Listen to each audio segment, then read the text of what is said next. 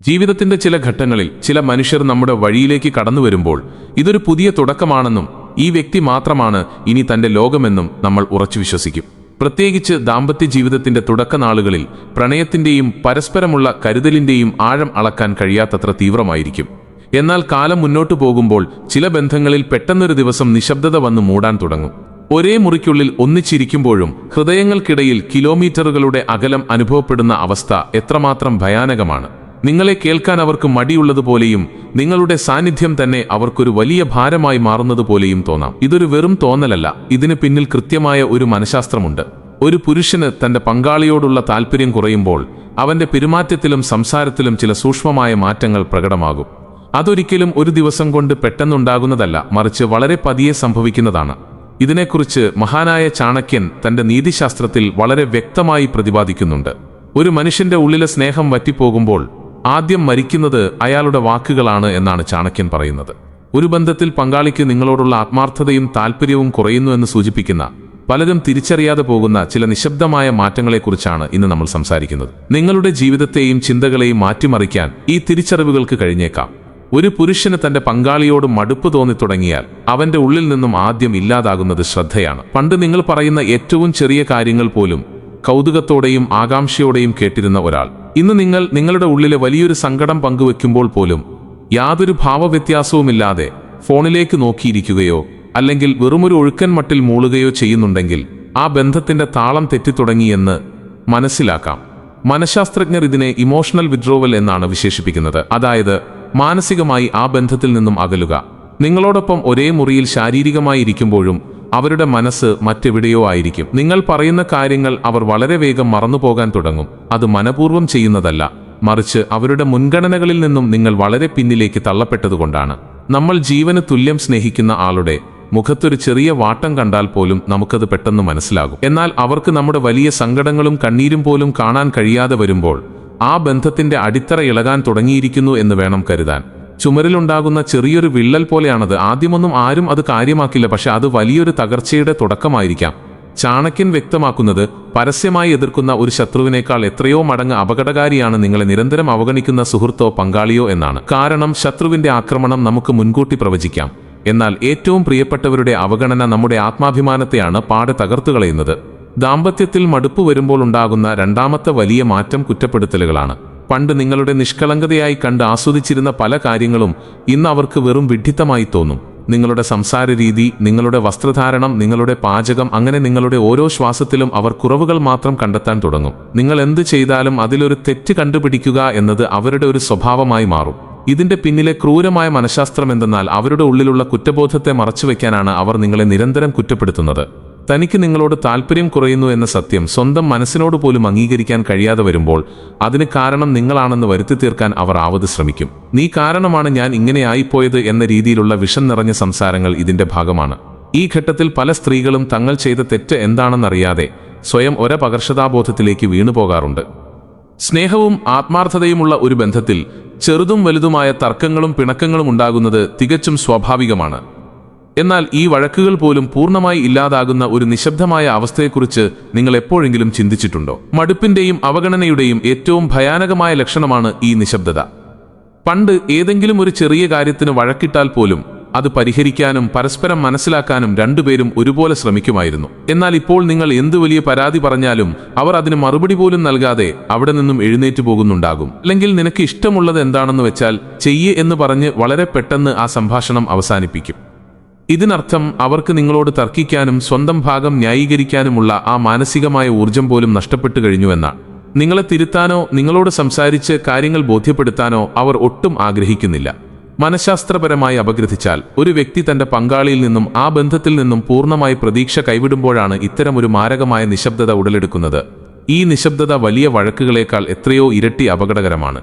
കാരണം വഴക്കുകളിൽ എവിടെയോ ഒരു പ്രതീക്ഷ അവശേഷിക്കുന്നുണ്ട്. എന്നാൽ ഈ നിശബ്ദതയിലുള്ളത് ശ്വാസം മുട്ടിക്കുന്ന വെറും ശൂന്യത മാത്രം. മഹാനായ ചാണക്യന്റെ ഭാഷയിൽ പറഞ്ഞാൽ യുദ്ധമില്ലാത്ത അവസ്ഥ എന്നത് സമാധാനമല്ല, മറിച്ച് തോൽവി പൂർണ്ണമായി സമ്മതിക്കലാണ്. ഇവിടെ അവർ ആ ബന്ധത്തെ മാനസികമായി എപ്പോഴോ ഉപേക്ഷിച്ചു കഴിഞ്ഞു. മറ്റൊരു പ്രധാനപ്പെട്ട മാറ്റം ദൃശ്യമാകുന്നത് അവരുടെ വ്യക്തിപരമായ കാര്യങ്ങളിലാണ്. പണ്ട് ഓഫീസിലെ ചെറിയ കാര്യങ്ങളും സുഹൃത്തുക്കളുടെ വിശേഷങ്ങളുമൊക്കെ നിങ്ങളോട് വളരെ താല്പര്യത്തോടെ പങ്കുവച്ചിരുന്ന വ്യക്തി ഇപ്പോൾ തന്റെ ഫോൺ നിങ്ങൾക്ക് കാണാൻ കഴിയാത്ത രീതിയിൽ ഒളിപ്പിച്ചു വെക്കാൻ തുടങ്ങും. ഫോണിന് പുതിയ പാസ്വേഡുകൾ വരും. ആരെങ്കിലും വിളിച്ചാൽ നിങ്ങളിൽ നിന്നും മാറി നിന്ന് രഹസ്യമായി സംസാരിക്കാൻ തുടങ്ങും. ഇത് കേൾക്കുമ്പോൾ അവർക്ക് മറ്റൊരു പരസ്ത്രീ ബന്ധം ഉണ്ടെന്നല്ല അർത്ഥമാക്കുന്നത്, മറിച്ച് നിങ്ങളെ തന്റെ സ്വകാര്യ ജീവിതത്തിൽ നിന്നും പൂർണ്ണമായി അകറ്റി നിർത്താൻ അവർ ബോധപൂർവം ആഗ്രഹിക്കുന്നു എന്നാണ്. അവരുടെ സന്തോഷങ്ങളിലോ സങ്കടങ്ങളിലോ നിങ്ങൾക്ക് യാതൊരുവിധ പങ്കുമില്ലാത്തൊരവസ്ഥ വന്നെത്തുന്നു. ഇതിനെക്കുറിച്ച് എന്തെങ്കിലും ചോദിച്ചാൽ അത് നിനക്ക് പറഞ്ഞാൽ മനസ്സിലാകില്ല, അല്ലെങ്കിൽ അത് എന്റെ പേഴ്സണൽ കാര്യമാണ് എന്ന മറുപടിയാകും നിങ്ങൾക്ക് ലഭിക്കുക. ഒരു ദാമ്പത്യത്തിൽ ഞാൻ നീ എന്ന വേർതിരിവുകൾക്കപ്പുറം നമ്മളെന്നൊരു മനോഹരമായ ഭാവമുണ്ട്. അത് നഷ്ടപ്പെട്ട് വീണ്ടും വെറും രണ്ട് വ്യക്തികളായി മാറി ജീവിക്കേണ്ടി വരുമ്പോൾ അവിടെ മടുപ്പ് അതിന്റെ പരകോടിയിൽ എത്തിക്കഴിഞ്ഞു എന്നുറപ്പിക്കാം. മനുഷ്യനെപ്പോഴും തനിക്ക് താല്പര്യമുള്ള പ്രിയപ്പെട്ട ആളുകളിലേക്ക് തന്റെ ചിന്തകൾ പങ്കുവെക്കാൻ ആഗ്രഹിക്കുന്ന ഒരു ജീവിയാണ്. അപ്പോൾ നിങ്ങളോടത് ചെയ്യുന്നില്ലെങ്കിൽ അവർ ആ പങ്കുവെക്കലിനായി മറ്റേതോ ഒരിടം കണ്ടെത്തിക്കഴിഞ്ഞു എന്നാണ് മനഃശാസ്ത്രം വ്യക്തമാക്കുന്നത്. ജീവിതത്തിൽ തിരക്കുകൾ എല്ലാവർക്കും ഉണ്ടാകും. എന്നാൽ യഥാർത്ഥ സ്നേഹമുള്ളവർ ആ തിരക്കുകൾക്കിടയിലും തങ്ങളുടെ പ്രിയപ്പെട്ടവർക്കായി സമയം കണ്ടെത്തുക തന്നെ ചെയ്യും. നിങ്ങളുടെ പങ്കാളി എപ്പോഴും തിരക്കുകളുടെ കാരണം മാത്രം പറഞ്ഞ് നിങ്ങളിൽ നിന്നും ഒഴിഞ്ഞു മാറുന്നുണ്ടോ എന്ന് ശ്രദ്ധിക്കുക. വീട്ടിൽ വരാൻ ബോധപൂർവം വൈകുന്നു. അവധി ദിവസങ്ങളിൽ പോലും സുഹൃത്തുക്കളുടെ കൂടെയോ അല്ലെങ്കിൽ മറ്റെന്തെങ്കിലും കാര്യങ്ങളിലോ മുഴുകുന്നു. നിങ്ങളോടൊപ്പം മാത്രം സമയം ചിലവഴിക്കേണ്ടി വരുമ്പോൾ അവരുടെ ഉള്ളിൽ ഒരുതരം അസ്വസ്ഥതയുണ്ടാകുന്നു. മനഃശാസ്ത്രത്തിൽ ഇതിനെ എസ്കേപ്പിസം അല്ലെങ്കിൽ ഒളിച്ചോട്ടം എന്ന് വിളിക്കാം. നിങ്ങളോടൊപ്പമുള്ള ആ അന്തരീക്ഷം അവർക്ക് പോസിറ്റീവ് എനർജി നൽകുന്നില്ല, പകരം അതൊരു വലിയ തടവറ പോലെയാണ് അവർക്ക് അനുഭവപ്പെടുന്നത്. അതുകൊണ്ടാണ് അവർ വീടിന് പുറത്തുനിന്നും മറ്റുള്ളവരിൽ നിന്നും സന്തോഷം കണ്ടെത്താൻ നിരന്തരം ശ്രമിക്കുന്നത്. ചാണക്യൻ തന്റെ നീതിശാസ്ത്രത്തിൽ വ്യക്തമായി പറയുന്നുണ്ട്, എവിടെയാണോ നമുക്ക് അർഹമായ ബഹുമാനവും സ്നേഹവും ലഭിക്കാത്തത് അവിടെ നമ്മൾ ഒരു നിമിഷം പോലും നിൽക്കരുത്. എന്നാൽ ഒരു ദാമ്പത്യ ജീവിതത്തിൽ ഇങ്ങനെയൊരു ദയനീയ അവസ്ഥ വരുമ്പോൾ പെട്ടെന്ന് എല്ലാം ഉപേക്ഷിച്ച് ഇറങ്ങിപ്പോകാൻ ആർക്കും അത്ര എളുപ്പത്തിൽ കഴിയില്ല. പക്ഷെ പങ്കാളിയിൽ ഉണ്ടാകുന്ന ഈ മാറ്റങ്ങൾ കൃത്യമായി തിരിച്ചറിയുക എന്നത് വളരെ പ്രധാനമാണ്. കാരണം രോഗം എന്താണെന്ന് കൃത്യമായി മനസ്സിലാക്കിയാൽ മാത്രമല്ലേ അതിനുള്ള ചികിത്സ ചെയ്യാൻ നമുക്ക് കഴിയൂ. ഇങ്ങനെയൊരു വേദനാജനകമായ സാഹചര്യത്തിൽ ഒരു സ്ത്രീ യഥാർത്ഥത്തിൽ എന്താണ് ചെയ്യേണ്ടത് എന്നാലോചിച്ചിട്ടുണ്ടോ? ഭൂരിഭാഗം സ്ത്രീകളും ഇവിടെ വരുത്തിവെക്കുന്ന ഏറ്റവും വലിയ തെറ്റ് അവർ തങ്ങളെ അവഗണിക്കുന്ന പങ്കാളിയുടെ മുന്നിൽ ചെന്ന് കൂടുതൽ ഇരുന്ന് സ്നേഹം ചോദിക്കാൻ തുടങ്ങും എന്നതാണ്. എന്തുകൊണ്ടാണ് എന്നോട് സംസാരിക്കാത്തത് എന്നും എന്നെ ഇപ്പോൾ ഒട്ടും സ്നേഹമില്ലേ എന്നും നിരന്തരം ചോദിച്ച് അവർക്ക് പിന്നാലെ നടന്ന് അവരെ ശല്യപ്പെടുത്തും. ഓർക്കുക, ഇത് അവരിൽ കൂടുതൽ മടുപ്പും വെറുപ്പും ഉണ്ടാക്കുകയുള്ളൂ. മനഃശാസ്ത്രപരമായി പറഞ്ഞാൽ നമ്മൾ ഒരാളുടെ പുറകെ നടന്ന് സ്നേഹത്തിനായി യാചിക്കുമ്പോൾ നമ്മുടെ ആത്മാഭിമാനവും മൂല്യവുമാണ് അവരുടെ കണ്ണിൽ പൂർണ്ണമായി ഇടിഞ്ഞുപോകുന്നത്. മഹാനായ ചാണക്യൻ ഉപദേശിക്കുന്നത് ഇത്തരം കഠിനമായ സാഹചര്യങ്ങളിൽ നിങ്ങളെ തന്നെ മാനസികമായി ശക്തമാക്കുക എന്നതാണ് ബുദ്ധിയെന്നാണ്. നിങ്ങളുടെ ലോകം അവരിലേക്ക് മാത്രം ഒതുക്കി നിർത്തി സ്വയം നശിക്കരുത്. നിങ്ങളുടെ കഴിവും നിങ്ങളുടെ വ്യക്തിപരമായ താല്പര്യങ്ങളും എന്തൊക്കെയാണോ അതിലേക്ക് നിങ്ങളുടെ ശ്രദ്ധ തിരിക്കുക. നിങ്ങൾ നിങ്ങളെ തന്നെ സ്നേഹിക്കാൻ തുടങ്ങുമ്പോൾ നിങ്ങൾ അവർക്ക് വേണ്ടി മാത്രം ജീവിക്കുന്ന വെറുമൊരു നിഴലല്ല എന്ന് അവർക്ക് മനസ്സിലാകുമ്പോൾ ഒരുപക്ഷെ ആ ബന്ധത്തിൽ അനുകൂലമായ മാറ്റമുണ്ടായേക്കാം. സ്നേഹം എന്നത് ഭിക്ഷ ചോദിച്ചു വാങ്ങേണ്ട ഒന്നല്ല, അത് ഉള്ളിൽ നിന്നും സ്വാഭാവികമായി ഉണ്ടാകേണ്ടതാണ്. നിങ്ങളുടെ സാന്നിധ്യം അവർക്ക് യാതൊരു വിലയുമില്ലാത്തതായി തോന്നുമ്പോൾ നിങ്ങളുടെ നിശബ്ദമായ അഭാവം കൊണ്ട് അവർക്ക് നിങ്ങളുടെ യഥാർത്ഥ വില മനസ്സിലാക്കി കൊടുക്കുക എന്നതാണ് നിങ്ങൾ ചെയ്യേണ്ട ഏറ്റവും വലിയ ബുദ്ധി. ഒരു ബന്ധം തകർച്ചയുടെ വക്കിലെത്തുമ്പോൾ അതിനെ വീണ്ടെടുക്കാൻ രണ്ടുപേരുടെയും ആത്മാർത്ഥമായ ശ്രമം അനിവാര്യമാണ്. ഒരാൾ മാത്രം വിചാരിച്ചാൽ ഒരു വഞ്ചി ഒരിക്കലും മുന്നോട്ട് തുഴയാൻ കഴിയില്ല.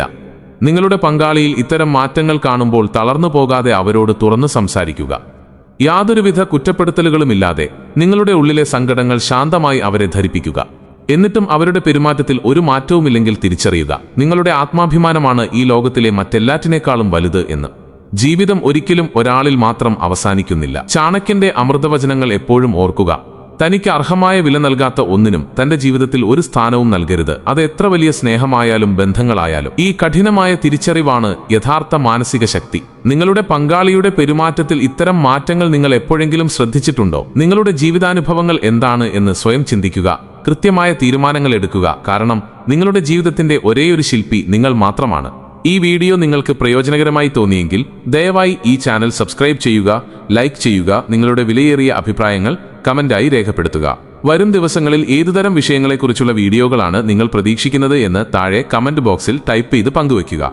നിങ്ങളുടെ താല്പര്യങ്ങൾക്കനുസരിച്ചുള്ള മികച്ച അറിവുകളുമായി നമുക്ക് വീണ്ടും കാണാം.